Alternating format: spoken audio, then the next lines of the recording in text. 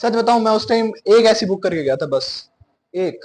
वो ब्रह्मास्त्र है पूरे बोर्ड एग्जाम का। मान लो क्लास 10th कैसा सोच लो। मेरा नाम है यश और आज मैं इतने दिनों के बाद आया हूँ इस चैनल पे। वैसे मैं एक्टिव नहीं रहता बट मेरे को आना पड़ा। क्यों? क्योंकि सीबीएसई ने तुम्हारी डेट शीट दे दी है। मतलब डेट शीट, बोर्ड की डेट शीट, बिल्कुल। और वो भी सितंबर में, मेरी तो नवंबर में आई थी। तो भैया ये बताओ आप अब डेट शीट इतनी जल्दी क्यों? और पक्का सच्ची है ना ये? आप अफवाह उफा ले आओ मैं फंस जाऊं यार, फंस जा तुम समझा करो। नहीं, ऐसी कोई नकली डेट शीट नहीं है। और तुम्हारे तो भाई मजे मजे है क्योंकि तुम्हारे 2 बोर्ड एग्जाम है। भैया मजे? शिट, 2 बोर्ड एग्जाम कैसे? अरे बेटे मजे ही मजे हैं। पहला एग्जाम होगा, मेन है। नहीं, यहाँ नहीं लिखा हुआ मेन है। मैं सर्कुलर कहीं ना कहीं चिपका दूंगा नीचे एडिटिंग करके। सीबीएसई का जो कि डेट शीट दी है इन्होंने, टेंटेटिव। टेंटेटिव क्या होता है? इतनी तो इंग्लिश नहीं आती।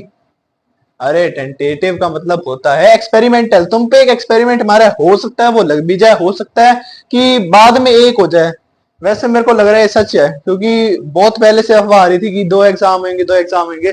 तो मैं इसको सच मान के चल रहा हूँ। तो भाई तुम्हारा पहला एग्जाम जो है 15 फरवरी को जो होगा वो मैथ्स का ही है। हाँ, 17 फरवरी 2026 को। और दूसरा है 15 मई 2026 को। भैया मैं क्या करता हूँ अब ना, ना यार 2 बोर्ड एग्जाम हो गए, क्या करूंगा? पहला ना छोड़ दूंगा।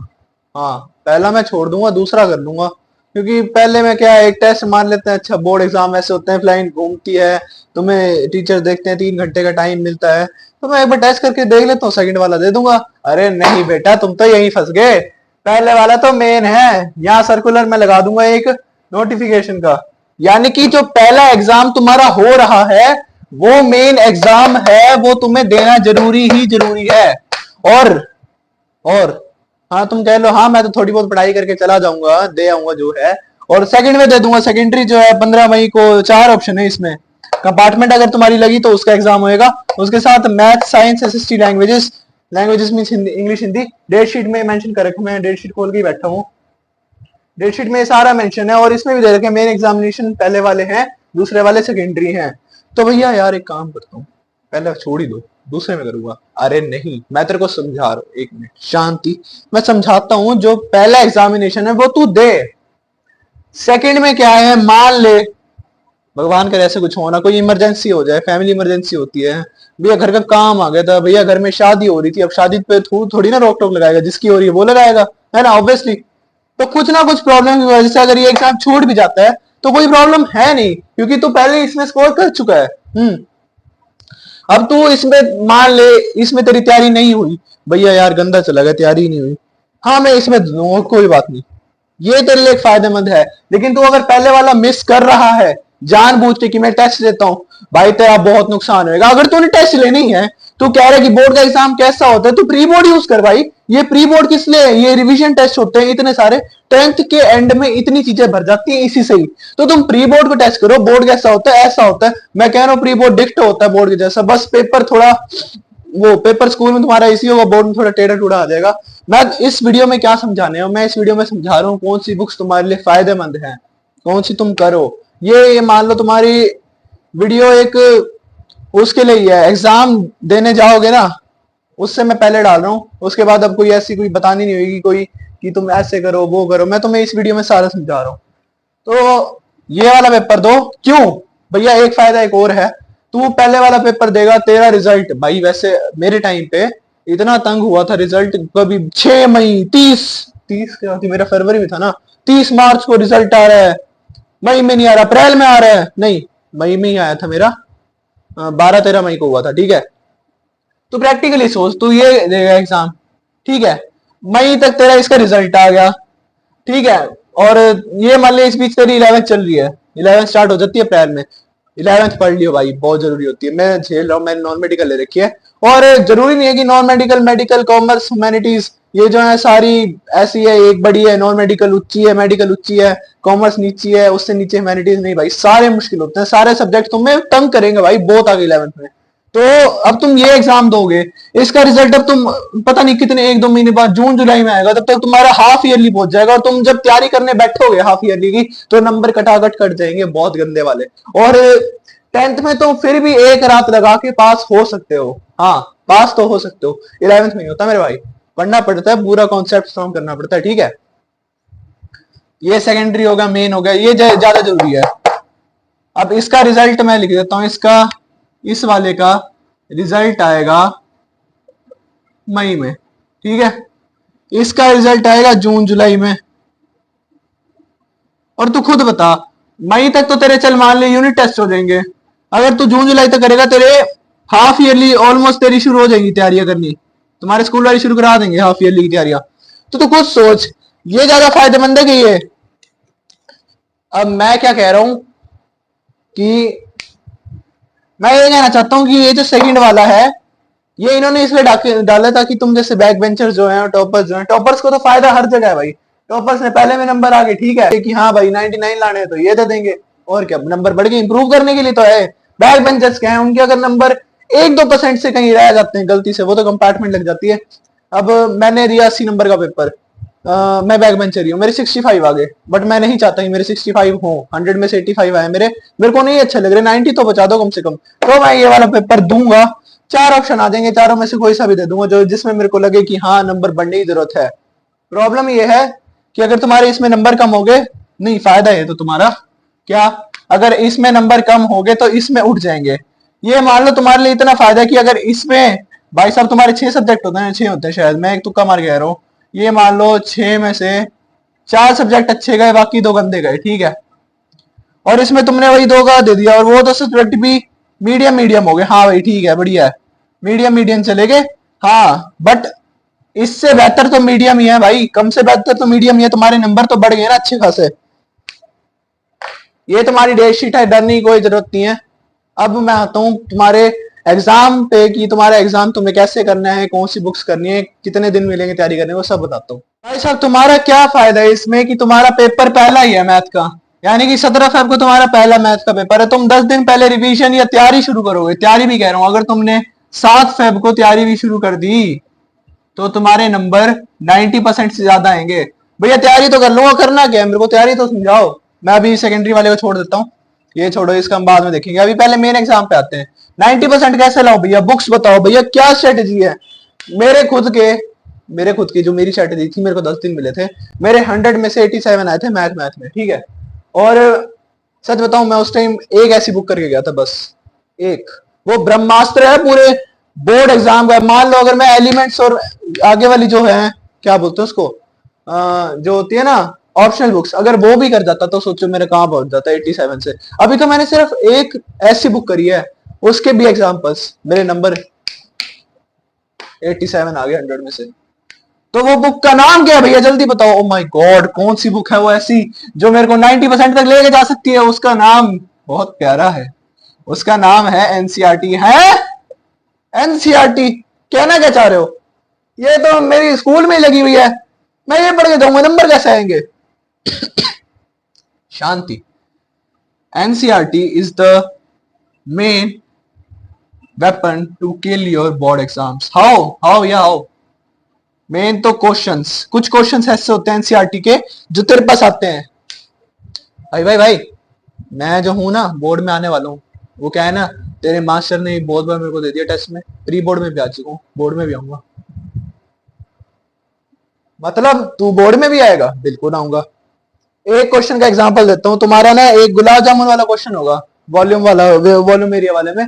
मेरे को परफेक्टली वो क्वेश्चन याद नहीं है कि 45 गुलाब जामुन 30% कुछ उनकी शुगर सॉल्यूशन था। वो गुलाब जामुन वाला question revision test, pre board, pre board, और हर टेस्ट में आता था ऑलमोस्ट उस चैप्टर के।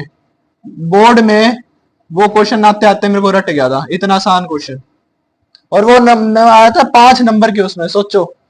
और अभी तो मैंने सिर्फ एनसीईआरटी करी थी, एनसीईआरटी में से क्या करूं, वो क्वेश्चन जो तेरे को जरूरी लगे। सबसे जरूरी जो बोर्ड में आते हैं, एग्जाम्पल्स। भाई तू कॉन्सेप्ट आधा अधूरा पढ़ रहा है, तू एनसीईआरटी नहीं कर रहा, तो तू आगे नोटबुक्स पे बुक्स पे जा ही मत। टॉपर्स अगर यहाँ देख रहे हैं वीडियो, बस तो तुम नहीं करते सब्सक्राइब ना शेयर कर रहे हो, शेयर करो इसको, बहुत जरूरी इंफॉर्मेशन डाल रहा हूँ मैं इस वीडियो में। टॉपर्स जो है वो अपना टाइम यूटिलाइज कर लेते हैं और एनसीईआरटी के साथ साथ एलिमेंट्स की भी कर लेते हैं। और एलिमेंट्स इज गुड ऑल्सो। जो 60 to 70% ऑफ पेपर होता है वो एनसीईआरटी से आता है, 20% पेपर एलिमेंट से आते हैं, और जो 10% जो होता है, जो तुम्हारे नंबर घटवाता होता है, वो 10%, हाँ 10% में ही होता है। वो इनके डिफिकल्ट क्वेश्चंस होते इनमें से ही है। अब तुम, हाँ भैया यार थोड़ा ना ऐसी नकली नकली सा पेपर है, मेरे को 80% कुछ दिलवा दो, 80 से 90% के बीच, बस मैं खुश हो जाऊंगा। भाई तो एनसीईआरटी कर जा, तो एनसीईआरटी के क्वेश्चंस और एग्जांपल्स कर जा, तेरे 80% पक्के हैं। अगर पेपर बहुत ज्यादा हार्ड ना आए तो पक्का पक्के हैं तेरे 80% to 90%। हाँ तेरे को करना है 85 से 90 के बीच आ जाए, 90 से थोड़े अबव आ जाए, तू एलिमेंट्स के वो क्वेश्चंस उठा जो तेरे को लगे थोड़े मुश्किल है। और अगर आप अपना कॉम्पिटिटिव एग्जाम्स के लिए भी तैयारी कर रहे हो, ओलंपियाड्स होते हैं और भी बहुत सारे जाके स्कॉलरशिप टेस्ट होते हैं, तो उसके लिए एक और बताता हूं, MTG। एक सेकंड पहले इसको मिटा दो। MTG, व्हाट इज MTG भैया? MTG जो एनसीईआरटी RD शर्मा और एलिमेंट्स को भी कवर करती है। भैया क्या कह रहे हो? इससे अच्छा मैं यही दोनों ना कर लूं, ये तीनों। भाई साहब तेरे पास टाइम कम रह गया है, तुझे हार्ड क्वेश्चंस देखने हैं, तो एमटीजी यूज कर। अगर तू चाहता है कि तेरे नंबर आ जाए, एमटीजी में क्या है, एनसीईआरटी के हार्ड क्वेश्चन, एलिमेंट्स के हार्ड क्वेश्चन, और कौन सी थी, RD शर्मा के हार्ड क्वेश्चंस, और वो क्वेश्चन जो तुम्हारे पुराने बोर्ड पेपर में भी आए हैं, कंपार्टमेंट्स में भी आए हैं, और बहुत सारे तरीके के पेपर होते हैं बोर्ड्स में, तो उन पेपरों में इसमें मेंशन होता है कि ये क्वेश्चन इसमें आया, ये क्वेश्चन इसमें आया। MTG is also good thing for most, एक तो होते हैं मुश्किल और एक कॉम्पिटिटिव, दोनों में काम आती है एमटीजी। तुम चाहते हो तुम्हारे 85 से 90% आ जाए, 80 से 90%, सॉरी 80 से 90% आ जाए, तो भैया लग के एनसीईआरटी कर लो। RD शर्मा तुम मत उठाओ, बहुत ज्यादा है, तुम उठा लो एलिमेंट्स। अगर तुम चाहते हो 85 से 95 के बीच आ जाए, और एमटीजी तब उठाओ जब तुम्हारे पास अच्छा खासा टाइम हो, तो तुम्हारे 90 to 100% आएंगे। और मजाक मजाक में नहीं करना है, इसको थोड़ा सीरियस लेकर पढ़ना है तुम्हें। RD शर्मा अगर तुम चाहते हो एमटीजी नहीं खरीदना, तो RD शर्मा भी कर सकते हो अगर तुम्हारे पास बहुत ज्यादा टाइम है, क्योंकि वो बहुत बड़ी बुक है मेरे हिसाब से, ठीक है। अब बात करते हैं, बुक्स की बात होगी, तैयारी करोगे 10 दिन के अंदर, तुमने अपना एग्जाम्पल सॉल्व करने हैं, क्वेश्चंस। तुम पहले तो एनसीईआरटी उठा लो, मैं कह रहा हूं तुमने कुछ नहीं उठानी बुक, भैया सिर दर्द हो रहा है, आए हाय एलिमेंट्स, आए हाय एमटीजी, नहीं, सिर्फ एनसीईआरटी उठाओ। पहले तो एनसीईआरटी खत्म करो, तुम्हारी जब तक एनसीईआरटी खत्म नहीं होती, तुम एलिमेंट्स और एमटीजी को हाथ तक नहीं लगाओगे, नहीं तो भैया जो घाटा तुम्हें दिखेगा मैं नहीं बचा पाऊंगा उससे तुम्हें, सीधी बात कह रहा हूँ। एनसीईआरटी पहले करनी जरूरी है, मैं भी एनसीईआरटी करवाता हूँ, मेरी रैपिड रिवीजन चल रही है 10-10 मिनट की, 20-20 मिनट की, मैंने एनसीईआरटी से उठाई है सारी। तुम्हारे 10 दिन की तैयारी होगी, तुम ठीक हो। अब ये इतनी जरूरी वीडियो है, तुम चाहो तो अपने चाहो नहीं कर लो। मेरे सब्सक्राइबर भी 170 कुछ है, कम है। मैं जितने दोस्तों तक, भाई बहनों तक ही पहुंचाने की कोशिश कर रहा हूँ, उतनों तक नहीं पहुंच रही। तुम वीडियो शेयर करो जितना ज्यादा कर सकते हो भाई। अगर मैंने इसमें कुछ तुम्हें फालतू बताया हो ना, तुम वीडियो को बेशक डिलीट करवा देना मेरे से कह के। इतनी सारी जरूरी चीज तुम्हें डेट शीट पे बता दी, तुम्हें बता दिया कौन से देने हैं, मेन वाले देने हैं। तुम्हारा अगर सेकेंडरी एग्जाम छूट भी जाता है ना, कि हाँ भैया नहीं मन कर रहा पढ़ने का, तुम 11वीं की तैयारी कर सकते हो। ये सीबीएसई वालों ने इसमें क्या रखी है चीज, कि तुम्हारा अगर पहला एग्जाम बहुत अच्छा गया है, तुम सेकंड के लिए अपीयर नहीं करना चाहते, तो तुम 11वीं की तैयारी शुरू करो, और क्या, अच्छी बात है। क्योंकि 11वीं की तैयारी तुम जितना अच्छे से करनी शुरू करोगे, जल्दी जल्दी शुरू करोगे, तुम्हारा फायदा उतना है। एनसीईआरटी का बता दिया, RD शर्मा का बता दिया, एलिमेंट्स का बता दिया। 10 दिन अब रैपिड रिवीजन तो चलती रहेगी। मैंने वैसे आज सोचा था कि मैं चैप्टर 5 की रैपिड रिवीजन डालूं, बट बहुत कोहराम मच रखा था, डेट शीट के चक्कर में मेरे को डालनी पड़ेगी फिर। और प्लीज इस वीडियो को शेयर करो, बहुत जरूरत है बच्चों को इसकी नहीं, बहुत सारे टीचर्स ऐसे हैं, बहुत सारे लोग ऐसे हैं जो मेरे से कई गुना ज्यादा एक्सपीरियंस है और इन चीजों पे बात भी कर रहे हैं, वो भी फायदेमंद है। बट उनकी वीडियो में क्या है, वो डेट शीट भी बता रहे हैं, कुछ कुछ मैंने जैसे तुम्हें बताया क्या तैयारी करनी, क्या बुक उठानी है, वो भी कर रहे हैं, कुछ नहीं कर रहे। मैंने एक ऑल इन वन वीडियो बना दी कि ये तुम चीज करोगे तुम्हारे नंबर अच्छे खासे आ जाएंगे। तुम्हें लाइव, अब ये बताओ पेपर के टाइम पे तुम्हें लाइव स्ट्रीम चाहिए, अगर मेरे उस टाइम पे 11th के पीटी ना हो या टर्म ना होए, और मान लो लेट हो गया, बहुत ज्यादा जल्दी हो गया, तो मैं कुछ ना कुछ टाइम निकाल के कर लूंगा। तो मेरे को ये बताओ तुम्हें लाइव स्ट्रीम चाहिए? लाइव स्ट्रीम में कह रहा हूँ, एक लाइव स्ट्रीम में मैं क्वेश्चंस करवाऊंगा, जो तुम्हें लाइव स्ट्रीम मेरे हिसाब से ना बेहतर रहेगी नहीं, क्योंकि उस टाइम पे बहुत सारी सिचुएशन होती है, नेचुरल लाइट चलेगी, वाईफाई चलना बंद हो गया, स्ट्रीम बंद होगी, क्वेश्चंस नहीं मिले, तो ऐसी प्रॉब्लम रहती है। वीडियो क्या है, मैं एक अच्छी खासी 1-1.5 घंटे की वीडियो बना दूंगा, 1-1.5 घंटे की तो नहीं, मेरे को ना तुम बताते रहना, मैं चैप्टर टू चैप्टर एनसीईआरटी के एग्जांपल्स और क्वेश्चंस के ना कलेक्टिवनेस में वीडियो बना दूंगा। और ये मान लो एक एक चैप्टर से मैं कम से कम, छोटा चैप्टर है तो 5-10 क्वेश्चन, मीडियम चैप्टर है तो 10-15, बड़ा है तो 20 से 30 क्वेश्चन आराम से बनवाऊंगा। और क्या पता मैं पहले कह रहा हूँ, कोई पेपर प्रिडिक्ट करने नहीं आया, क्या पता किस्मत अच्छी हुई तो वही क्वेश्चन तुम्हारे बोर्ड में आ गए। मैं तुम्हें अभी बोर्ड का पेपर अभी तो नहीं दिखा रहा, बाद में कभी दिखाऊंगा। तो एनसीईआरटी से आया था आधे ज्यादा, मेरी ये जो 87 नंबर थे, मैं वैसे 92 करके सोच के आया था, बट थर्ड पार्टी भी था, बहुत सारी चीजें थी, रिप्रेजेंटेशन भी, मैं तुम्हें रिप्रेजेंटेशन भी बताऊंगा कि कैसे करनी है। रिप्रेजेंटेशन हैंड राइटिंग, और जो तुम्हें कंसेप्ट की अगर नॉलेज तुम्हें बता दी ना चेकर को लिखते लिखते कि हाँ मेरे को इतना आता है, वो तुम्हें नंबर दे देगा। ठीक है, तो अब तक यही वीडियो है जो तुम्हें समझ आई होगी। अगर कुछ आगे कोई डाउट हो तो कमेंट करो, ठीक है, इसको वीडियो को शेयर करो, मेरे चैनल को सब्सक्राइब करो, वीडियो अगर पसंद आए तो वीडियो को भी लाइक करो, कुछ डाउट है तो वो भी पूछो, टेलीग्राम ज्वाइन करना है वो भी करो, मैं उसमें थोड़ा एक्टिव आना शुरू करूंगा, इस चैनल पे भी शुरू करूंगा।